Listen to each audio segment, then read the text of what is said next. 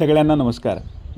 वाचनकट्टा माय मराठी मंडळ, कर्तव्यकट्टा आणि यशवंत बिब्लिओफाईल्स आयोजित आवडत्या पुस्तकाचे अभिवाचन या उपक्रमात आमचे विद्यार्थी त्यांना आवडलेल्या पुस्तकाचे अभिवाचन करत आहेत. या उपक्रमातील पहिले पुस्तक आहे पसायधन. लेखक विश्वाधार देशमुख, प्रकाशक विष्णू जोशी, काव्याग्रह प्रकाशन, वाशिम. पसायधन या पुस्तकाच्या अभिवाचनाचा आजचा हा पुढचा भाग. आपण याचेही स्वागत कराल अशी अपेक्षा आहे. धन्यवाद. आज 6वा लेख. लतीफ, प्रेमाची परिभाषा उलगडणारा नायक. आपण प्रेमसाक्षरता बेतास बाद असलेल्या समाजात राहतो. ही इलिटरसी अधिक घातक आहे. अक्षरांची ओळख नसणारी निरक्षरता एक वेळ आपले आयुष्याचे गणित बिघडवण्याचे कारण ठरू शकेल. पण ही इलिटरसी आपले अस्तित्वच पुसून टाकणे इतपत डेंजर ठरणारी असते. प्रेम ही मुळातच अमूर्त गोष्ट. तिला ना धडबूड ना शेंडा.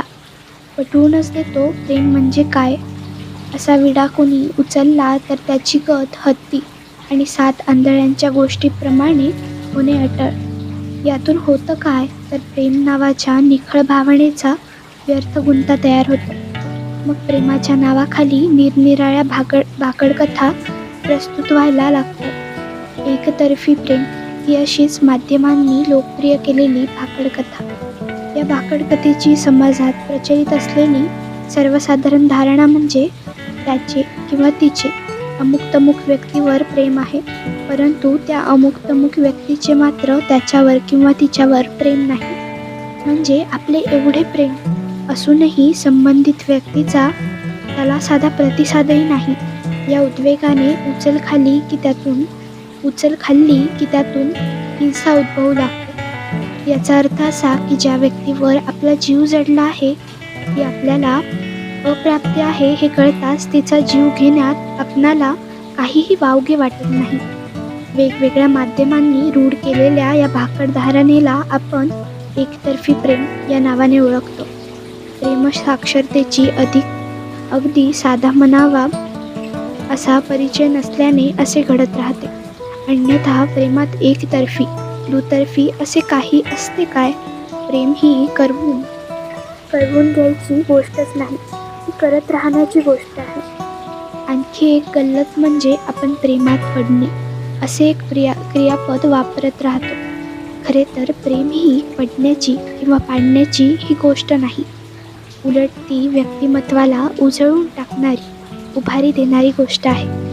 साध्या सरळ सामान्य माणसाला प्रेम कसे संपन्न समृद्ध बनवते, त्याच्या व्यक्तित्वाला कसे अंतर्बाह्य उजळून टाकते याचा नितांत सुंदर दाखला म्हणून आपण बरान या सिनेमाकडे पाहू शकतो. बरान हा मानवतावादी दिग्दर्शक म्हणून ओळखल्या जाणाऱ्या माजिद या इराणी दिग्दर्शकाचा काहीसा दुर्लक्षित सिनेमा.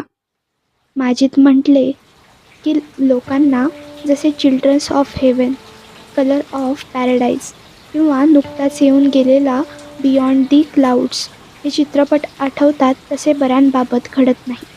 पण ज्यांनी हा चित्रपट पाहिला असेल त्यांचे प्रेमाची मूर्त परिभाषा बनलेल्या लतीफ या नायकाशी जीवाभावाचे मैत्र जुळल्याशिवाय राहत नाही.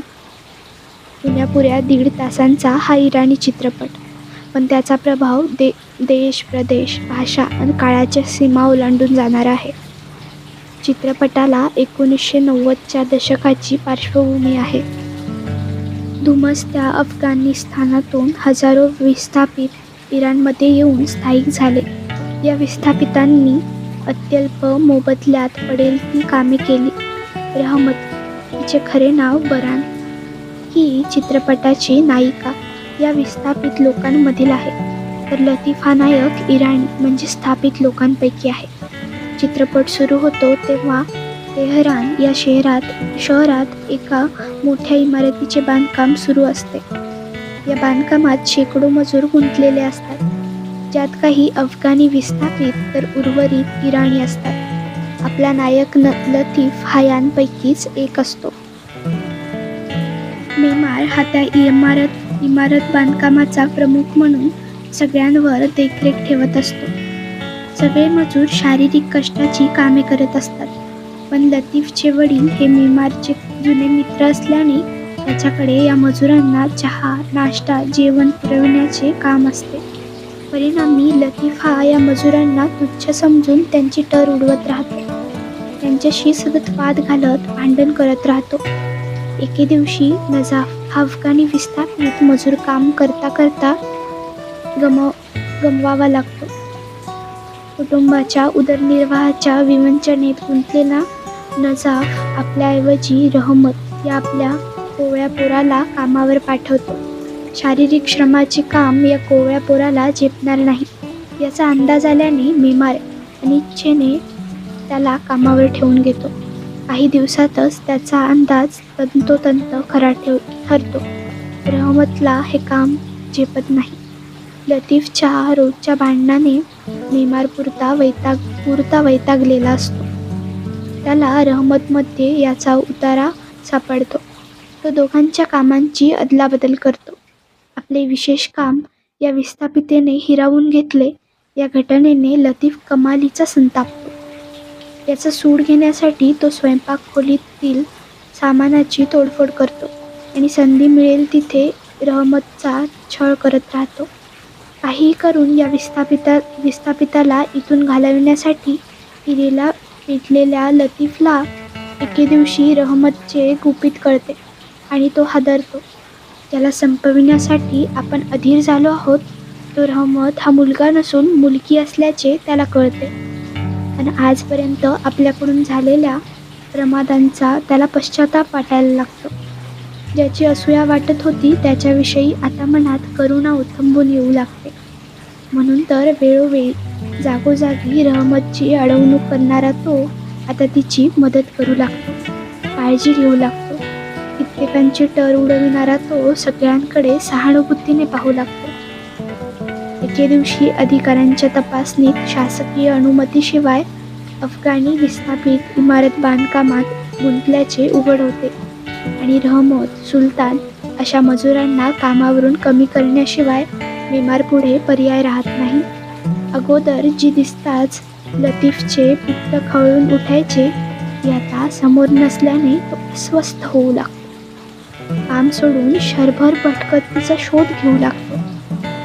या शोधात न झेपणारे शारीरिक कष्ट करताना ती दिसते आणि इतरांच्या कामाची नुसती मजा घेणाऱ्या लतीफचे अंतःकरण हेलावते.